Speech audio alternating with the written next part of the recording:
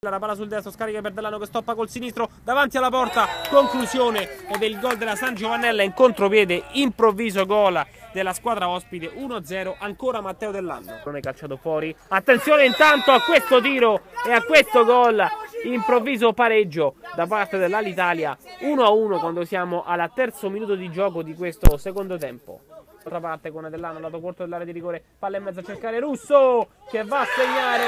il vantaggio dello Zio Mauro Maccarese. Russo 2-1, torna in vantaggio la squadra ospite che viene fermato, palla recuperata dal numero 32 Vedriani che però l'aperta ancora, poi Dell'Anno, conclusione, deviazione, arriva il 3-1, una deviazione favorisce il secondo gol in questa partita di Matteo Dell'Anno che non si ferma più, è il bomber dell'anno scorso e lo Zio Mauro Maccarese allunga qui allo Sport City.